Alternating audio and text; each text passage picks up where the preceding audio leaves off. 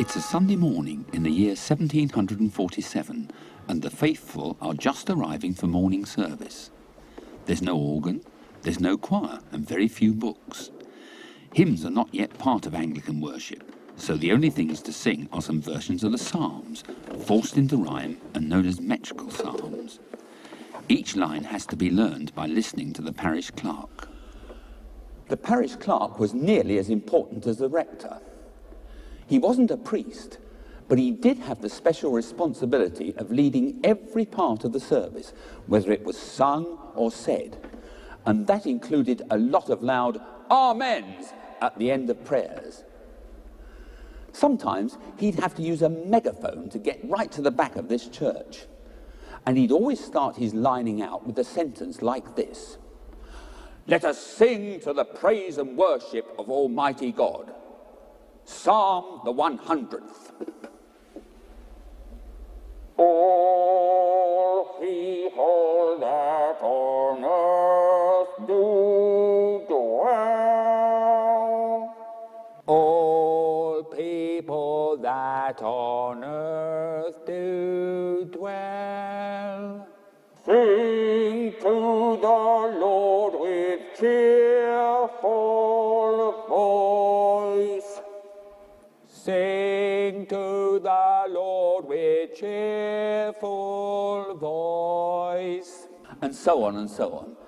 Now, how can you possibly get any sense of reverence into a service when that sort of thing is going on throughout it? Perhaps the answer is to form a choir, or find some instrumentalists to lead the singing.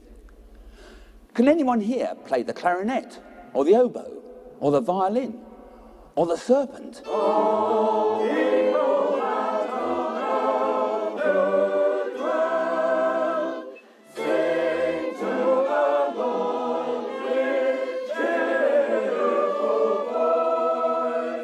The answer from the country villages was a resounding yes.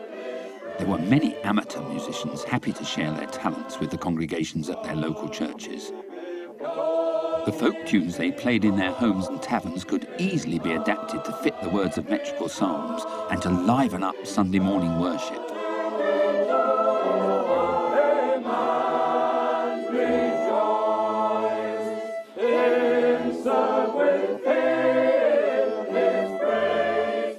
Throughout the 17th and 18th century, the pews and the galleries at the west end of village churches filled up with enthusiastic music making.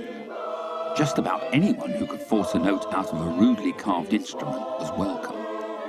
For the very first time, music in the church could be said to belong to the people.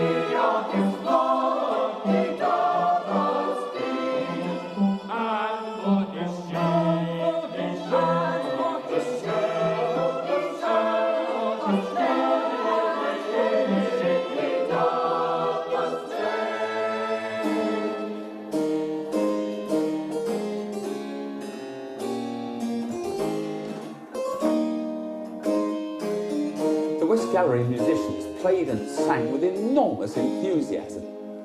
But there were some who thought that the words of the Psalms had been put into a pattern of rhyme that was very dreary. Those metrical psalms, they're so dull and they're too repetitive. Those were the words of young Isaac Watts as he argued with his father after they'd come home from morning church. "Well," said his father, "if you want anything better, then you must write it yourself." And that's just what young Isaac did. He gave us the English hymn as we now know it. For instance, Jesus Shall Reign.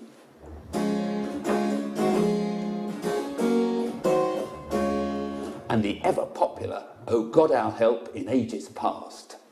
Isaac Watts lived most of his life in North London, in Stoke Newington, at the elegant home of Sir Thomas and Lady Abney, where he was sent to recuperate after a long illness. His revolutionary collection of hymns and spiritual songs was to make his reputation as the father of hymn writing. The words of one of the most famous, "When I survey the wondrous cross," reflect his own sufferings. The site where the Abney house once stood is now a graveyard, where Watts's statue proudly stands.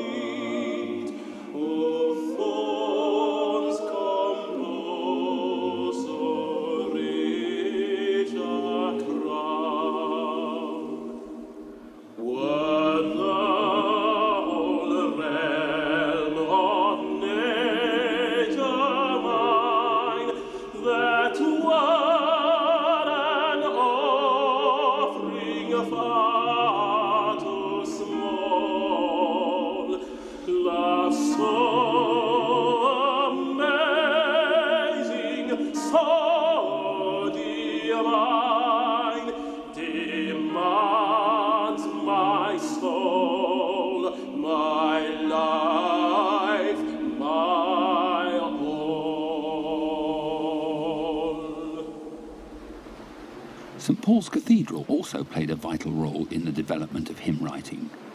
Here, during evensong on May the 25th, 1736, a young Anglican priest felt called by God to revive the faith of the British people. John Wesley believed he'd been plucked as a burning brand from the fire to spread the Christian message through sermon and song. His brother Charles was a brilliant poet, turning complex theology into inspirational hymn words. Their lifelong mission took them and their hymns all over the country, including the Yorkshire village where cricket umpire Dickie Bird now lives. I have a 17th century cottage in Yorkshire, and John Wesley wrote through the village where I live. And the bedroom that I sleep in now, John Wesley spent the night in the bedroom that I sleep in. Yes, so really my cottage has got quite a bit of history. Well, a lot of history, I would say. There's a lot of history there. And also, of course, I go to the Methodist church in the local village. And of course, we sing a lot of Wesley hymns. So you were brought up a Methodist? I go to the Methodist church, but I also go to Church of England as well. Yes. So, I mean, I think we worship the same Lord and this Jesus. We all worship the same God. So that I go to Church of England as well. My father and mother made sure that we went to church, myself and my two sisters. So that was a tremendous help. And I think that upbringing, which we had a very, very good home. I'm the son of a coal miner. My father worked in the bowels of the earth from being 13 years of age to 65 years of age. But we had a wonderful home, always a good table. We were always well dressed.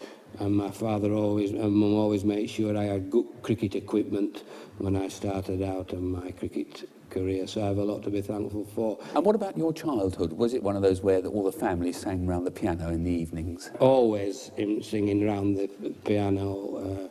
That's a good point, actually. When you get families and relations, and especially when they came at Christmas time and Easter time and things like that, you always got round the piano and you sang hymns, which lots of families did in those days, which I don't think they do today, which is very, very sad. Very, very sad. Yeah. Now, I mean, the Wesleys, of course, wrote all these very famous hymns. Charles Wesley in particular, I mean, wrote, we're told, 6,000 hymns. Things like Over 1,000 Tongues to Sing, Lo, He Comes. Were you brought up on those sort of things? That's right. It's things like that.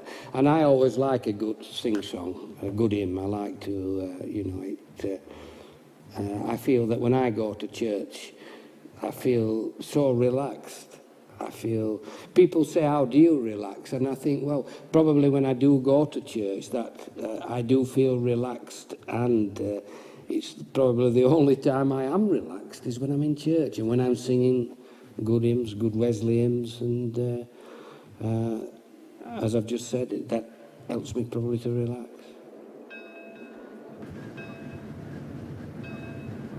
In the newly industrialised areas of the country, the Wesleys had a terrific impact. The impoverished villages and new towns were largely ignored by the Anglican Church, and it was here that the Wesleys had most success. Chapel? The growing number of people drawn to their open-air services was such that simple chapels were built to accommodate them. They were to become the home of Methodism. John and Charles travelled the country on horseback, bringing the gospel message to the poorest of congregations who were eager to hear their message of salvation. Mainly illiterate, the new converts loved the hymns which were so central to the Wesleys' mission. The most difficult doctrine was made simple through rhyme and then set to the popular tunes of the day.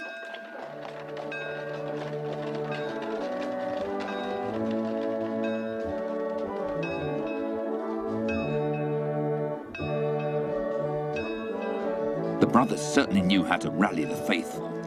The fuddy-duddy church had a rival in the new and vibrant services offered by the chapel. Jesus, the name high over all, in heaven or earth or sky, angels and men before it fall, and devils fear and fly, and devils fear and fly. Jesus, the name to sinners give, the name to sinners give. It scatters all their guilty fear. It turns their hell to heaven. It turns their hell to heaven. Oh, that the world might taste and see the riches of His grace, the arms of love that come. Would all mankind embrace? Would all mankind embrace? Happy if with my latest breath I might but gasp His name, preach Him to all and cry in death, behold, behold the Lamb, behold, behold the Lamb. O che excitatus